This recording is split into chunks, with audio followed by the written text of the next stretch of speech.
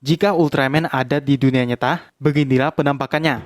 Yolo semuanya, kali ini singkat saja, karena saya ingin sedikit ngebahas berkaitan dengan Shin Ultraman, ya akhirnya sudah ada jadwal tayangnya ya, yaitu tahun 2022, bulan 5, tanggal 13, yang semoga aja ini sudah menjadi jadwal tetapnya ya. Karena info untuk film ini sebenarnya udah agak lama, cuma gak tayang-tayang karena pandemi. Baru-baru ini sebenarnya ngasih info terbaru lagi ya, dan juga ada teaser atau lebih tepatnya kayak cuplikan gitu sih untuk film Shin Ultraman ini yang pastinya ditunggu-tunggu para fans Ultraman. Buat kawan-kawan yang mungkin ketinggalan info untuk film ini, jadi Shin Ultraman adalah film yang dibuat beberapa perusahaan sekaligus ya, yaitu Suburaya, Toho, dan Kara. Yang mana konsep film ini mirip-mirip kayak Shin Godzilla gitulah, dengan membuat satu universe yang berdiri sendiri tanpa ada kaitannya dengan film terdahulu. Ultraman yang muncul di film ini gak ada hubungannya dengan film Ultraman manapun gitu.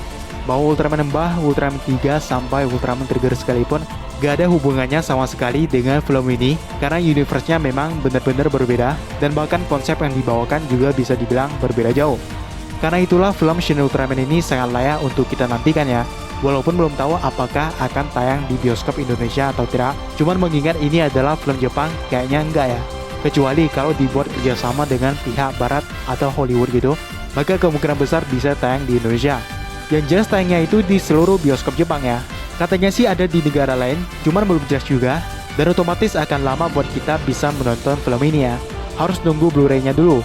Nah, di cuplikan terbaru untuk Shin Ultraman ini sebenarnya masih sama dengan yang sebelumnya ya. Cuman ada beberapa tambahan adegan saja yang berfokus pada adegan kebangkitan dari Shin Ultraman. Di awal diperlihatkan Ultraman yang sedang menunduk ke bawah dengan latar hutan karena banyak pepohonan.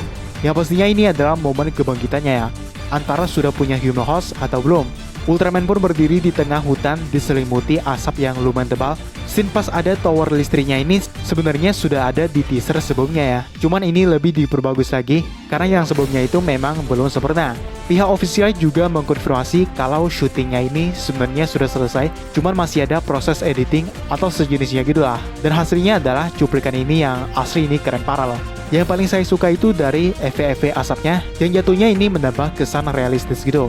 Dan kalau dihubungkan dengan scene di teaser sebelumnya, di mana si human host membawa beta kapsul di hutan, kemungkinan ini adalah lanjutan adegan ketika dia berubah ya. Bisa juga sih, ini adalah momen Ultraman mendarat di bumi dan menimbulkan asap di sekitarnya.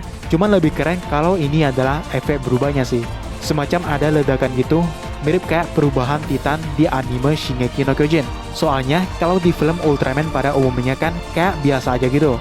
Berhubung film Shin Ultraman lebih menekankan kesan realistisnya, maka efek ledakan saat berubah akan sangat cocok sih. Dan kalau dilihat dari postur tubuhnya ini sangat ramping ya.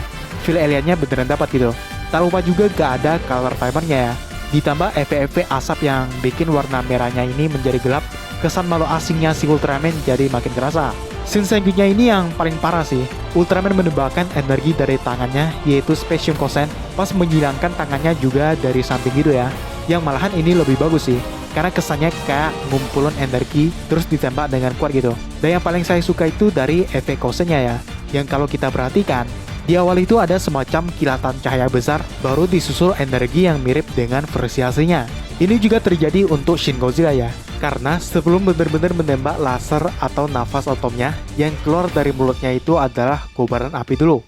Jadi tembakannya itu semacam ada tahapan gitulah, dari api panas, baru ke energi yang benar-benar energi kematian gitu. Selanjutnya angle berpindah dengan Ultraman yang masih menembak Specium Kosen, dan kerennya ini kelihatan jelas kalau Kosen itu nimbulin cahaya terang di sekitarnya. Karena kalau secara logika ya, energi apapun itu pasti akan nimbulin cahaya, simpelnya kayak api gitu. Nah, untuk menambah kesan realistisnya lagi, entah kenapa saya berharapnya setelah Kosen ini selesai ada efek-efek asap gitu ya, yang keluar dari tangannya si Shin Ultraman. Ya mungkin itu aja yang bisa saya bahas untuk cuplikan terbaru film Shin Ultraman. Sangat singkat emang, cuma 18 detik. Kalau ada pendapat lain, tuliskan aja di bawah. Di depan ada video lain yang bisa langsung aja kalian tonton. Dan sampai jumpa di video selanjutnya.